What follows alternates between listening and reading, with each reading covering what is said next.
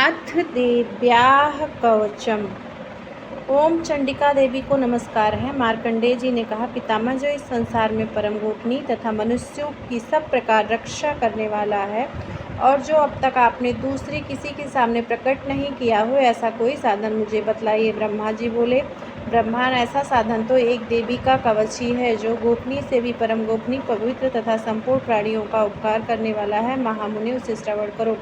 देवी की 9 मूर्तियां हैं, जिन्हें 9 दुर्गा कहते हैं। उनके पृथक पृथक नाम बतलाए जाते हैं। प्रथम नाम शैलपुत्री, दूसरी मूर्ति का नाम ब्रह्मचारी है, तीसरा स्वरूप चंद्रघंटा के नाम से प्रसिद्ध है, चौथी मूर्ति को कूष्मांडा कहते हैं, पांचवी दुर्गा का नाम स्कंद माता है, देवी के छठी रूप को कात्यायनी कहते हैं, सातवां कालरात्रि, आठवां स्वरूप महागौरी के नाम से प्रसिद्ध है, नवीं दुर्गा का नाम सिद्धिदात्री है।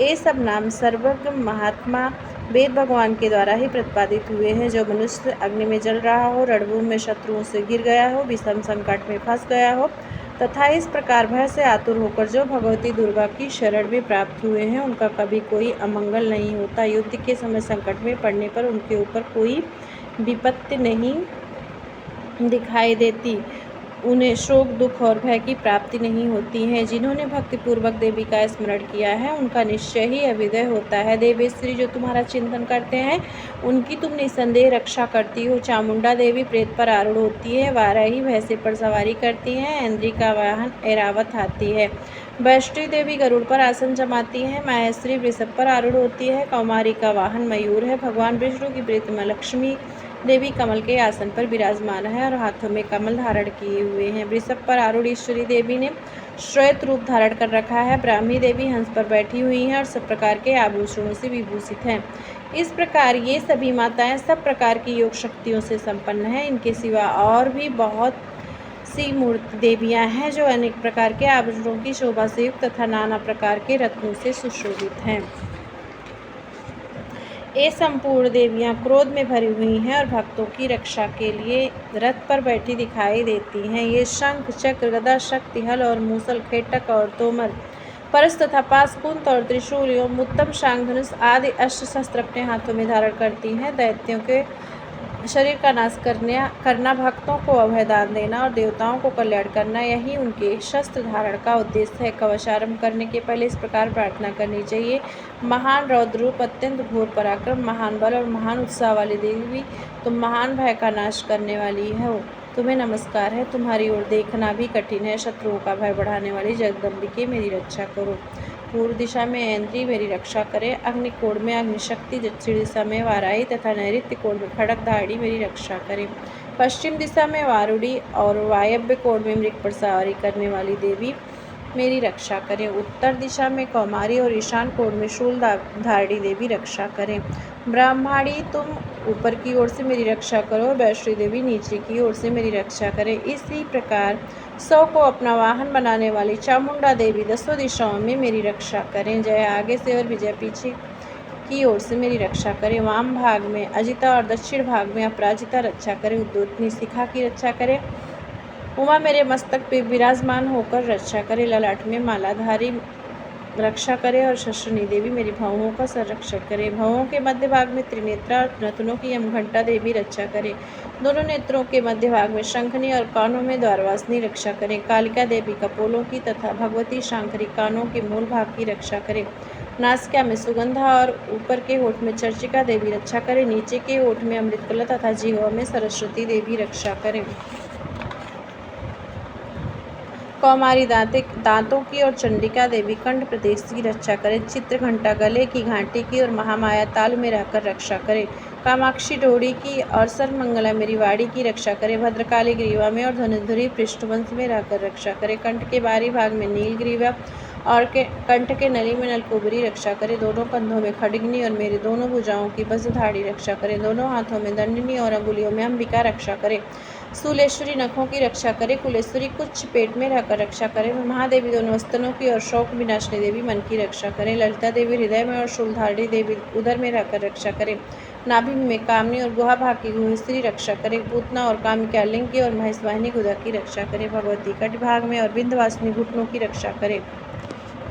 कामनाओं को देने वाली महाबली देवी दोनों पिंडलियों की रक्षा करें। नारसिंही दोनों घुटियों की ओर, तेजस्वी देवी दोनों चरणों के पृष्ठभाग की रक्षा करें। श्रीदेवी पैरों की अंगुलियों में और तलवासनी पैरों के तलुओं में रहकर रक्षा करें। अपनी दाढ़ों के कारण भयंकर दिखाई देने वाली दृष्टांग कराली देवी नखों की ओर, दुखेशनी देवी केशों की रक्षा करें। रोमवलियों के छिद्रों में कौवेरी और त्वचा की वागेश्वरी देवी रक्षा करें। पार्वती देवी रक्त, मज्जा, वसा, मांस, हड्डी और मेद की रक्षा करें।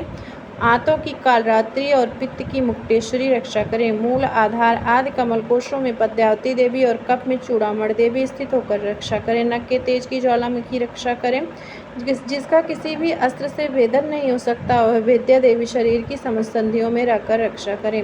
ब्राह्मणी, आप मेरे वीर की रक्षा करें। छतेश्वरी छाया की तथा धर्मधारी देवी मेरे अहंकार, मन और बुद्धि की रक्षा करें।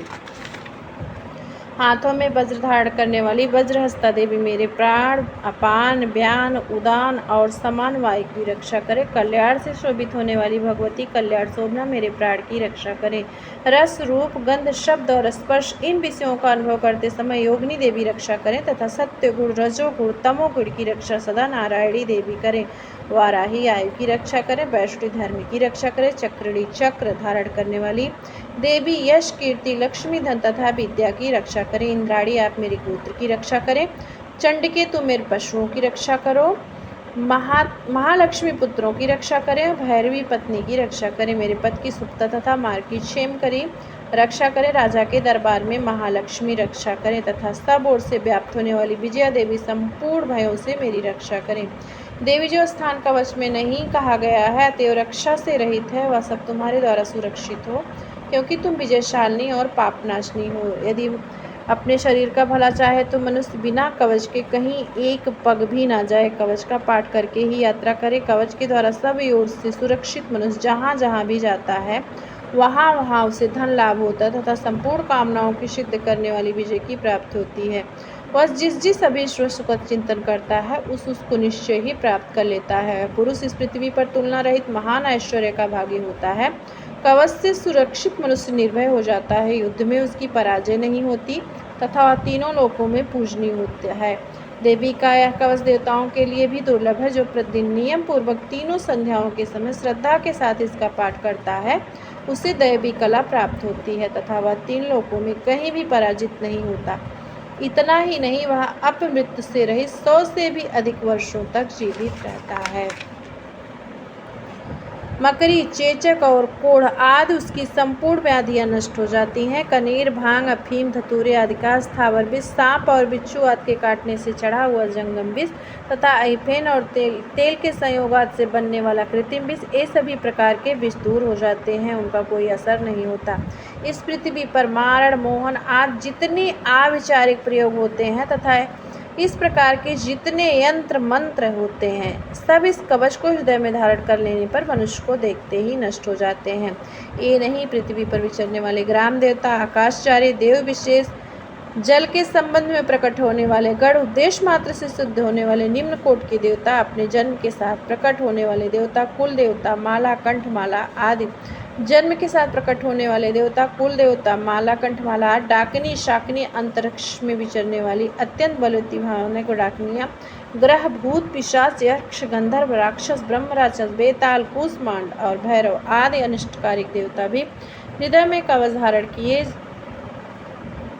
रहने पर उस मनुष्य को देखते ही भाग जाते हैं। कवचधारी पुरुष से राजा से सम्मान वृद्धि प्राप्त होती है। कवच मनुष्य के तेज की वृद्धि करने वाला और उत्तम है। कवच का पाठ करने वाला पुरुष अपने कीर्ति से विभूषित भूतल पर अपने सुयश के साथ साथ वृद्धि को प्राप्त होता है। जो पहले कवच का पाठ करके उसके बाद सप्तशती चंडी का पाठ करता है, उसकी जब तक वन, पर्वत और कानों सहित पृथ्वी रहती है तब तक यहाँ पुत्र, पौत्र आदि संतान परंपरा बनी रहती है। फिर देह का अंत होने पर वह पुरुष भगवती महामाया के प्रसाद से उस नित्य परम पद को प्राप्त होता है जो देवताओं के लिए भी दुर्लभ है। यह सुंदर दिव्य रूप धारण करता है और कल्याणमय शिव के साथ आनंद का भागी होता है।